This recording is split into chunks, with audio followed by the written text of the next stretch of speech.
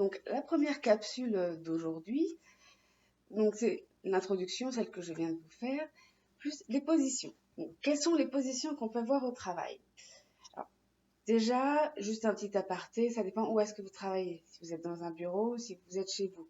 Admettons, voilà, je travaille chez moi. Je suis dans mon canapé.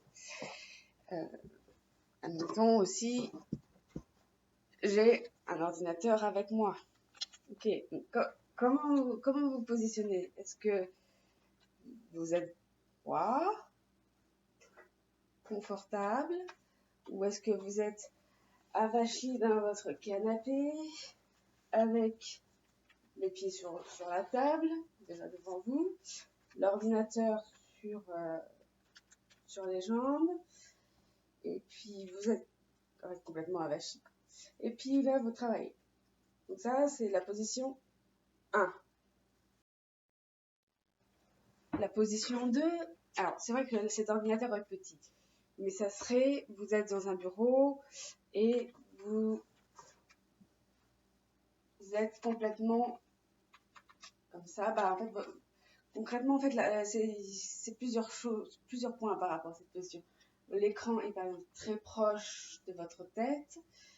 Vous êtes complètement les épaules rentrées, les bras et les mains sur votre écran, à être concentré sur ce que vous faites.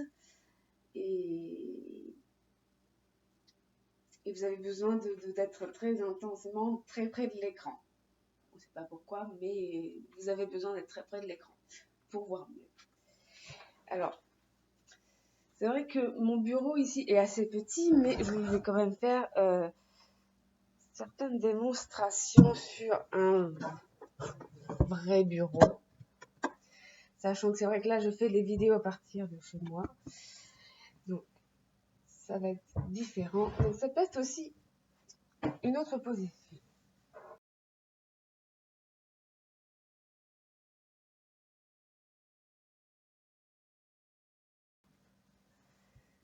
Ça peut être, alors, selon la place que vous avez aussi sur votre bureau.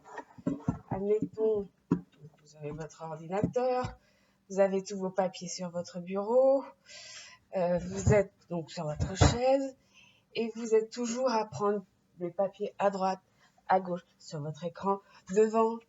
Vous prenez, des fois quand vous avez quelqu'un qui arrive derrière, qui vous donne des documents, vous les prenez, ou sinon vous les prenez peut-être par devant.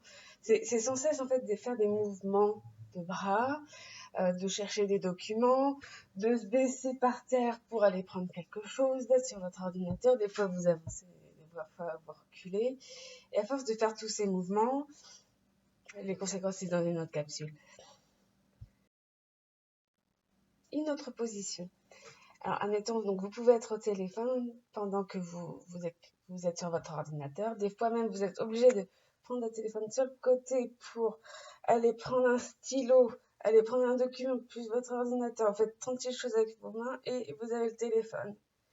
Ça, déjà, est-ce que vous voyez ce qui se passe là quand vous êtes comme ça? Ou des fois, après, vous reprenez le téléphone, vous allez reprendre un truc, et puis un autre.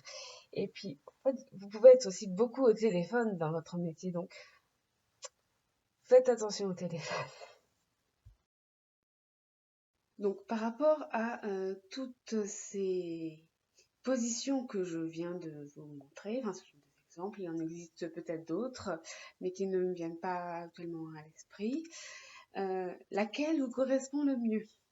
J'aimerais avoir vos commentaires par rapport à ça. Et dites-moi, combien de temps vous êtes assis dans votre travail? Essayez de calculer ce temps. Une autre question, vous êtes enchaîné à un bureau pendant combien de temps? Est-ce que vous avez le droit de vous lever?